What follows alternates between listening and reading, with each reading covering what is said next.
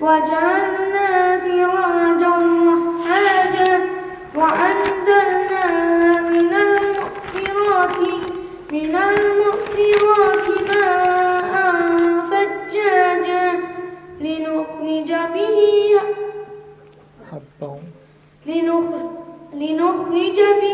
حبا ونباتا وجنات ألفافا. Jazakallah. That's very good suggestion. Inshallah. Now I'm going to call upon one of our young emerging scholars, Mufti Tawseer Sahib, to come and enlighten with his wisdom. Alhamdulillah, Abdul Rahim Sahib is also here. So Mufti Sahib will speak over 30 minutes, and that will follow by Abdul Rahim Sahib start, inshallah. Jazakallah.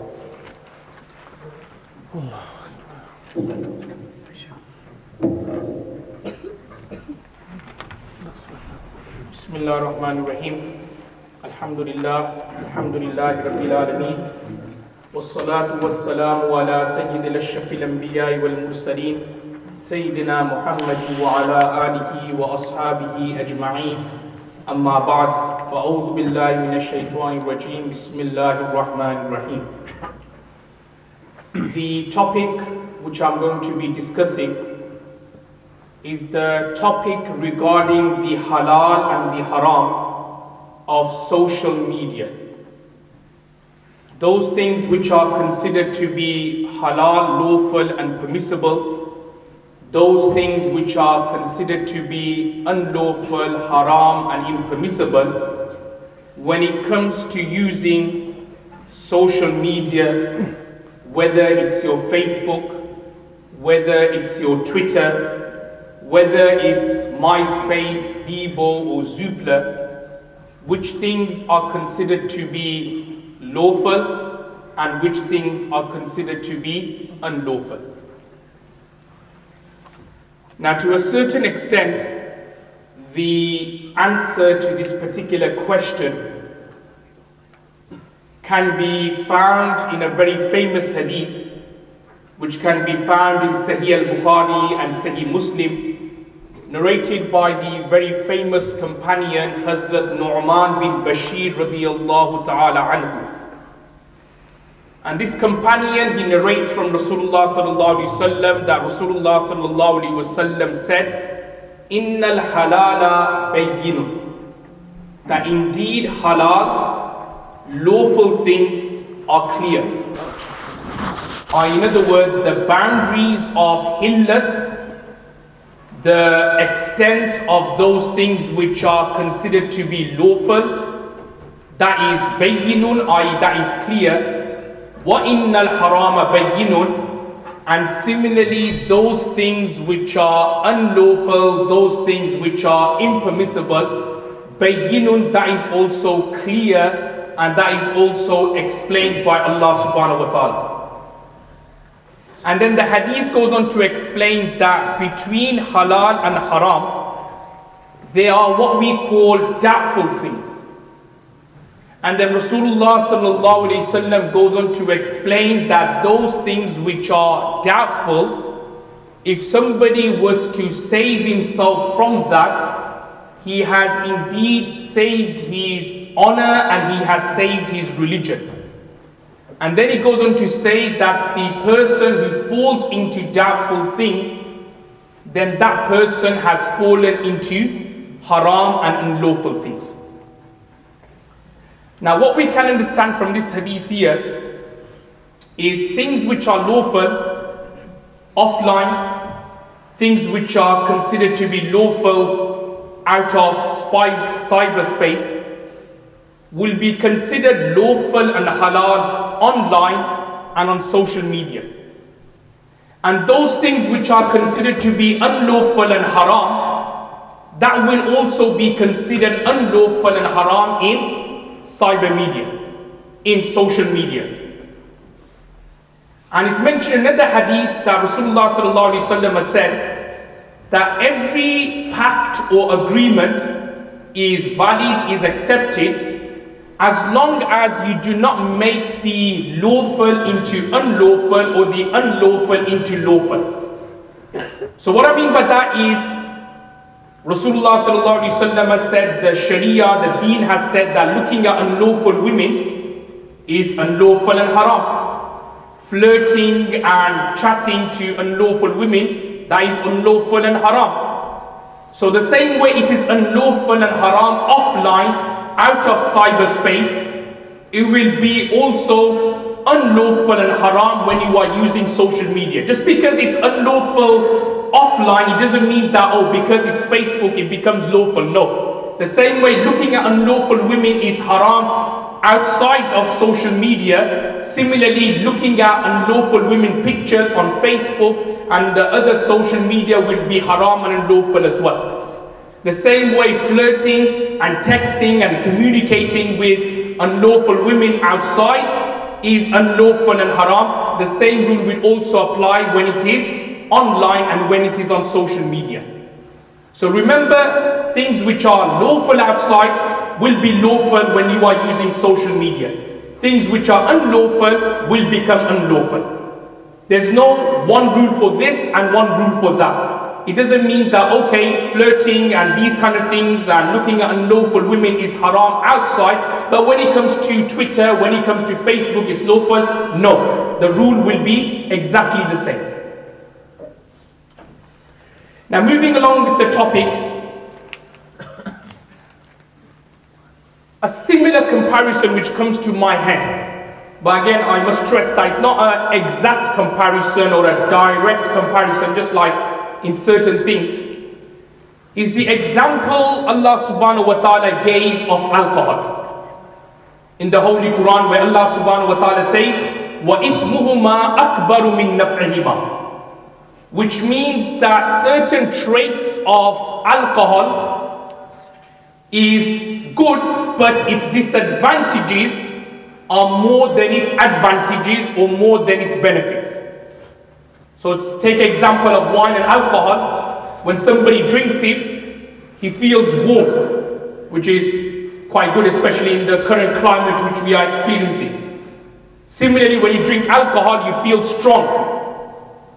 But the disadvantages are more than its advantages.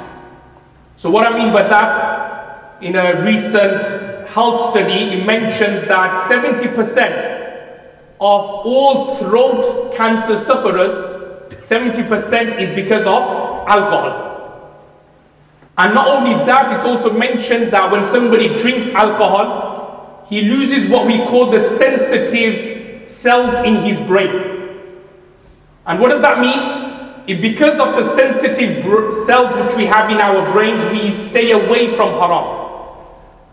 But when we lose that sensitive cell or sensitive cells in our brain, then our haya goes, our modesty goes, and that's why you just have to read the newspaper or just flick through certain stories on the internet and you'll find that many of the zina or many of the adultery which is carried out happens when either the man or the woman had a bit too much to drink. So what I'm trying to say is that there's advantages for alcohol, but the disadvantages outweigh the advantages.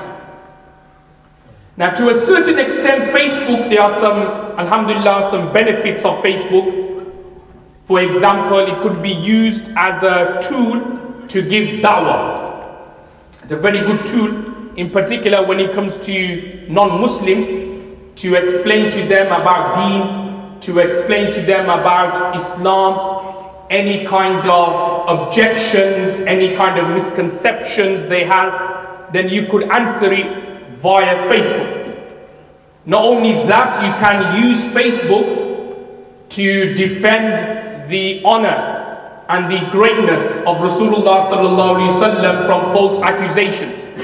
Not only that, you can use Facebook to defend the honor and the greatness of Imam A'zam, Imam Abu Hanifa rahimahullah, and also of the other ulama, the ulama Deoband, and also in general Muslims and Muslim brothers and sisters. Because sometimes what happens, those of you who use Facebook will know that certain rumors spread on Facebook about an individual. So you could use that as a tool to obviously defend yourself and to obviously answer any kind of misconceptions or any kind of allegations which are made against you. So what I'm trying to say is that one benefit of Facebook is the da'wah side. But I'll just mention one point along with da'wah. Alhamdulillah, many brothers who are here, they are in the effort of deen. So I'll just mention one thing about da'wah, and that is that always remember that always remember that a person doesn't change because of your speech. Irrespective of how eloquent you may be talking or speaking, people don't change because of your speech. Similarly, people don't change because of your teaching. Just say you're a great teacher, a very good teacher, you're very organized, you teach in a very eloquent and a very beautiful way. People don't change because of that. But when do they change? They change when Allah subhanahu wa ta'ala, the Almighty, wants to. And it's very important for those who are in the field of da'wah that what they do is that they constantly and regularly pray, do dua for their students and do dua for the mad'u, i.e. the people who they are inviting to. Okay, always remember that. Don't think that it's because of the eloquent way I speak, subhanAllah, everyone's changing. No, it's not because of what you do. It's because of what Allah subhanahu wa ta'ala wants. Because if that was the case, I'm sure Rasulullah sallallahu alaihi wasallam had a beautiful and a more eloquent speech than you. But why couldn't he convince Abu Talib to convert to Islam? Why couldn't he convince Abu Lahab and Abu Jahl to convert to Islam? Why? Because Allah Almighty didn't want them. So what I'm trying to say is that it's not down to your brilliance or down to your eloquence. It's not down to the way you teach. It's down to Allah subhanahu wa ta'ala. So it's very, very important that when you give da'wah, when you're teaching, that don't just rely on the da'wah and the teaching. And similarly, when you're on Facebook and giving da'wah, don't think that is changing people. It's the dua and the supplications you make afterwards. So that is one benefit of using it. You could use that as a tool of giving da'wah. Another reason or another benefit is that you can use that to organize events. In particular for the younger generations and in particular those who study at universities, the way their respective ISOCs organize events is not through big mass leafleting. It's by placing an advert or a message on the Facebook, on the homepage of their Facebook page, that there's going to be a halaqa or a study circle or a talk here at this time, and that's how they get all the brothers and sisters in that university together. So another benefit is that you can organize events. Another benefit is that you can use Facebook to start off campaigns. In particular, a few years ago, where there was this campaign to boycott Danish products. Why no? Because they published cartoons of Rasulullah sallallahu alaihi wasallam. So when you look at it, the seeds of that campaign started where? It started on Facebook and on social media. And that's when all the politicians and the councillors then started talking, and then everybody knew about it. But the seeds of it started on Facebook. And also Facebook, another benefit is that it is a very good way in particular to keep in contact with family and friends. Man wasalahu wasalahu Allah. Aw kama qala alayhi salatu wassalam, which means that those who maintain ties, Allah subhanahu wa ta'ala will maintain ties with them. So what does that mean? Allah will maintain ties with them. It means that those who are in contact with their relatives, in particular if they are in another country, sending them a message here and there, then wasalahullah, inshallah ta'ala, Allah subhanahu wa ta'ala will also maintain his ties with him in the hereafter in terms of rahmah, mercy and entrance into Jannah and paradise. So these are just 3 or 4 benefits I mentioned of using Facebook. But what I'm going to do for the next part of the talk is just mention some disadvantages and how these disadvantages impact us Muslims and how dangerous sometimes too much social media can have on people. Now, the first disadvantage which I'm going to mention is that sometimes these social media, Facebook, Twitter, whatever you want to call them, they can be a cause for the ending or the breakup of a marriage. The ending or a breakup of a marriage. I'll give you a story or an example. A sister phoned me 6 months ago, 6 to 8 months ago. And she was asking, like, my younger sister, she wants a separation from her husband. And they've only been married for a few months. So I was thinking, well, I kind of understood that this looks a bit weird. Well, why is he just asking for a separation after just a few months of marriage? Unless there's something wrong with the guy or there's something wrong with her. You know, if there's like an argument or something after a few months, you don't break up the marriage. Probably if it's after a constant number of years, 2 years, 3 years, 5 years, you're kind of arguing and you don't see the light at the end of the tunnel, then, you know, you may think about divorce and you then may think about separation. But this was after a few months. This wife, i.e. this sister's younger sister, is asking for a divorce from her husband. So obviously when I kind of probed in and asked a few more other questions, the sister then told me that her younger sister would be on Facebook all the time. But again, there's nothing wrong with that because I know a lot of guys here are on Facebook a lot of time, but they're happily married. But the problem was that one day this younger sister, she kind of thought about her first love. She thought about the first guy who she had a crush on at school. So she then obviously on Facebook typed his name and then actually found his contact details.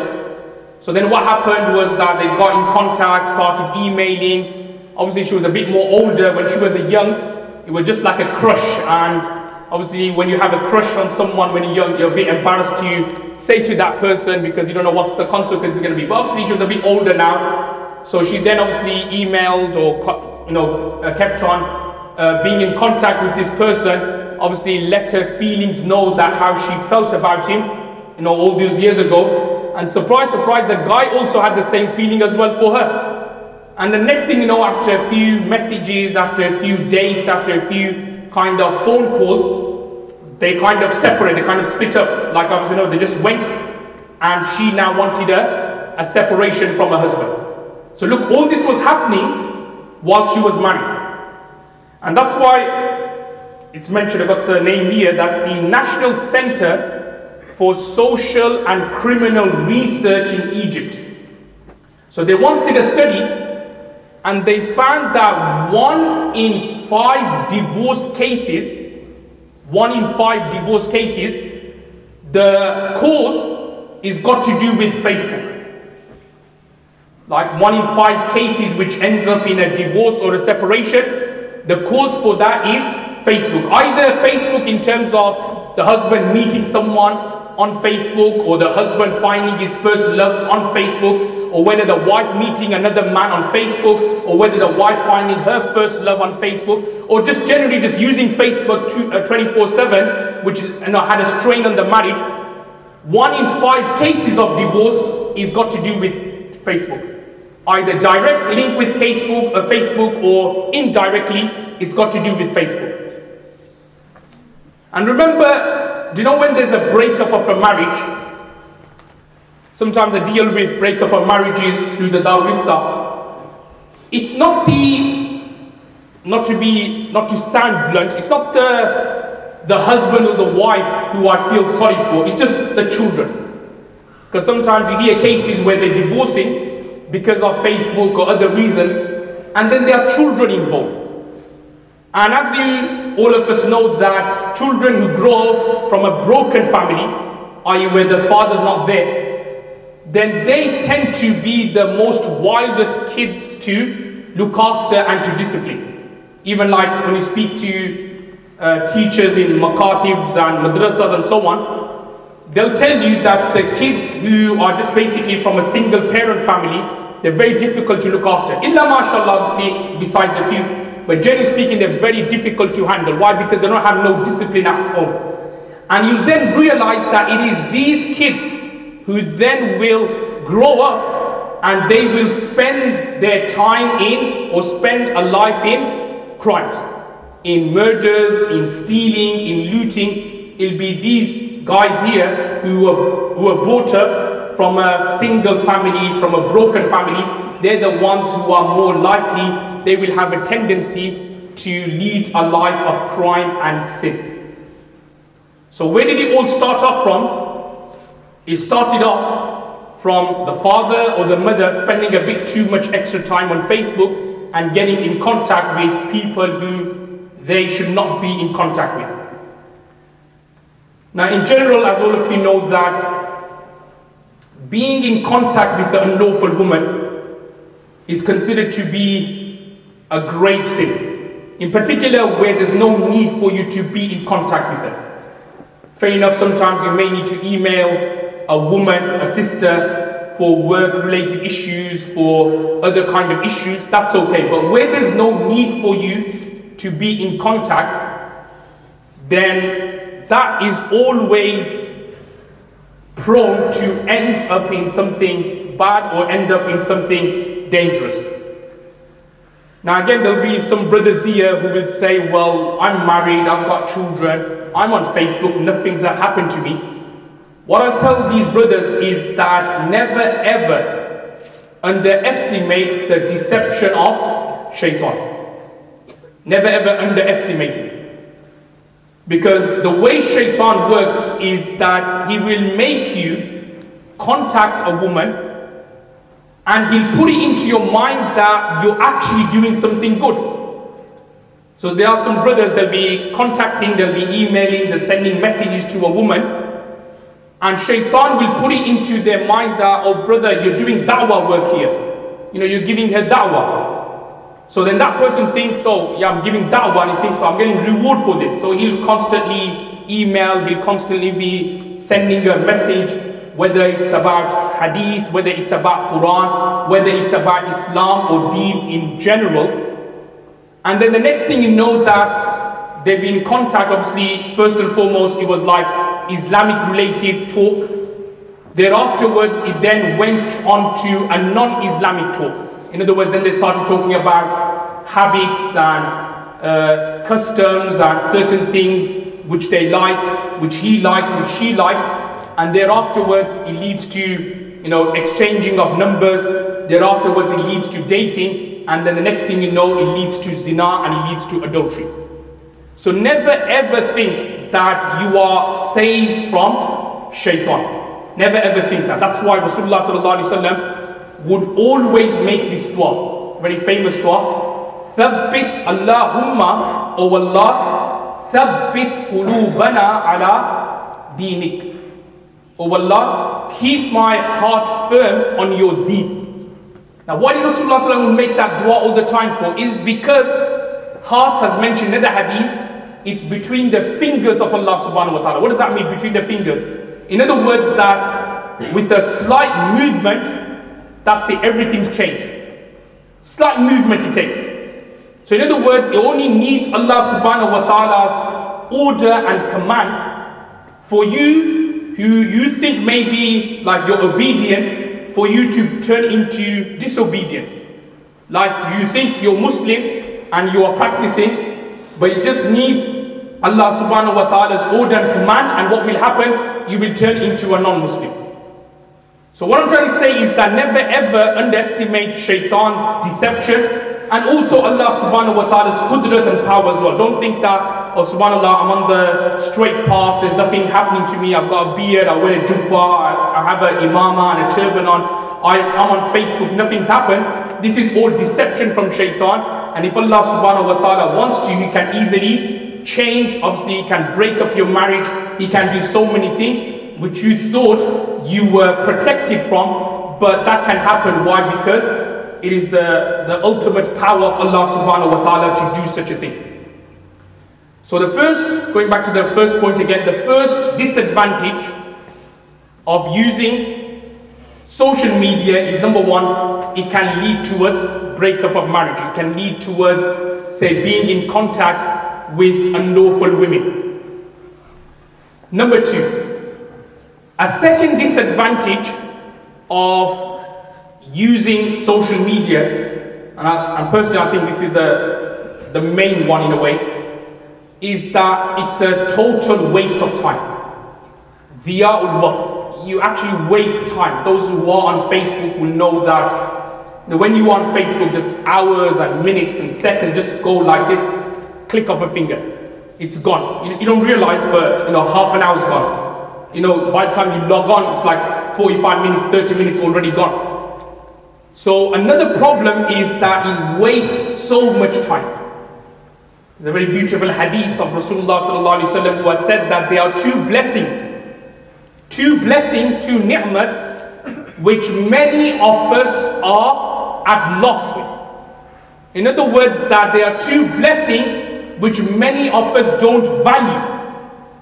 And the two blessings Rasulullah sallallahu alaihi wasallam mentioned was as-sihhatu, i.e. good health. Because when you're healthy, when you're strong, you are able to do many a'mals. You're able to come to the masjid, walk to the masjid. As mentioned in hadith, that for every footstep you take, you get thawab. And for every footstep you also take, that one sin is kind of eradicated and is removed. So when you're healthy, you're able to do so many things, so many a'mals. So but Rasulullah sallallahu alaihi wasallam has said that many of us don't value it. We just think, no, we're healthy, this is the prime of our life, we should be doing other things, we should be like visiting the world, we should be earning, we should be working, we should be building our life up. But actually Rasulullah sallallahu alaihi wasallam said that when you are healthy, it is a time when you should be engaging yourself in the remembrance of Allah. It is a time when you should be gaining nearness to Allah subhanahu wa ta'ala. And the second thing which Rasulullah sallallahu alaihi wasallam mentioned, where many of us are at a loss, where many of us don't value, is number two is faragh. And faragh, brothers and sisters, means free time. That when we have free time, we hardly value it. Obviously over the last couple of days there's been a lot of snow, and I'm sure probably some of the brothers here did not go to work. But that's like a free time there, so it was unexpectedly we had like the entire Friday off because it was snowing. But instead of using that time, say for example, to remember Allah subhanahu wa ta'ala, to go to the masjid for all the prayers, instead of using that time for tilawat al-Quran, for recitation of the Holy Quran, I'm sure some of us, not all of us, but I'm saying some of us probably lazed around at home that day, put on the television on, watched some programs, watched a film, and wasted our 5-6 hours in that particular way. So what the hadith is saying, that whenever you have free time, value it. Because, now why should you value it? Is because, as mentioned in another hadith, Rasulullah sallallahu alaihi wasallam has said that a person will always be in remorse in the hereafter. A person will always be remorseful in the hereafter. You may be thinking, how can they be possible? You're in Jannah. Jannah is a place of happiness. How can you be sad and how can you be remorseful in Jannah? But why would he be remorseful? Because in Jannah he will be thinking to himself that if only I said one subhanallah extra, I would have got 10 times better Jannah and paradise than the Jannah which I have at the moment. So never ever waste your time. Use that time to acquire knowledge in particular, which is unfortunately lacking within our community. Use that time to attend dars, use that time to study, use that time to perfect your recitation of the Holy Quran, tajweed. Do something, but never ever waste your time. Scholars have mentioned that, and this could be advice for many of us, that just say for example, you have to give a responsibility to someone. Just say certain things in the masjid needs doing, and you happen to be the imam and you want to give a responsibility. So scholars have mentioned there's two people in front of you. There's someone who's busy, like he's got a very tight schedule, and then there's someone who's not busy, who's unemployed, not doing anything at all, just sitting at home, lazing around, watching TV, browsing on the internet. That's what he does. Now scholars have mentioned that, that responsibility, who would we give it to? Naturally, logically, who will give it to?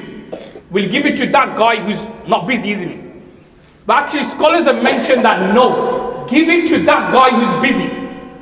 Why? Because the one who's not busy, if you tell him to do something, because he's leading a life where he's not doing anything at all, so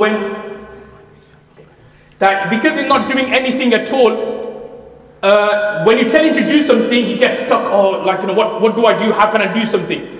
And he'll then find it difficult to do that particular responsibility.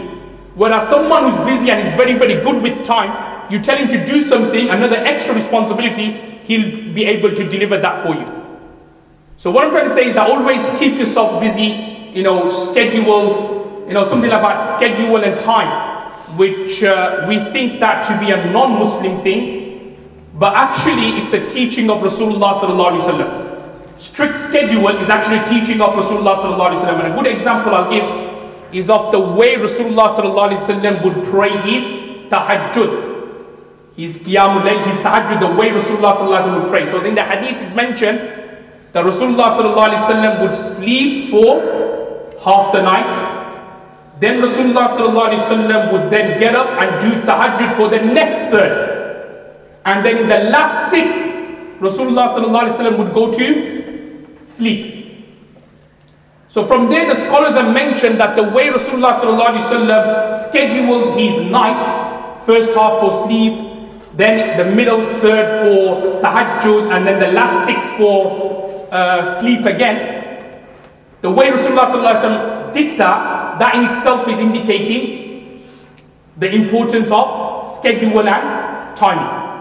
So what I'm trying to say is that very important, schedules, times, not to waste our time, and in particular the second downside or disadvantage of using it is because there's a wasting of time there.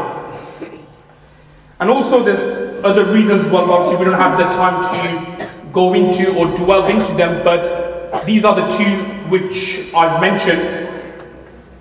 Just very quickly the conclusion, what I'm trying to say is that there are some benefits of using social media, and also at the same time there are certain disadvantages of it. And I don't want to give like a fatwa or opinion here, but obviously, try, if you need to use it for work-related issues, with the intention of da'wah, with the intention of highlighting certain misconceptions and replying to them, then alhamdulillah it will be permissible. But if the disadvantages, or you feel that it may lead or there's more sin involved, then it's best that you refrain from it.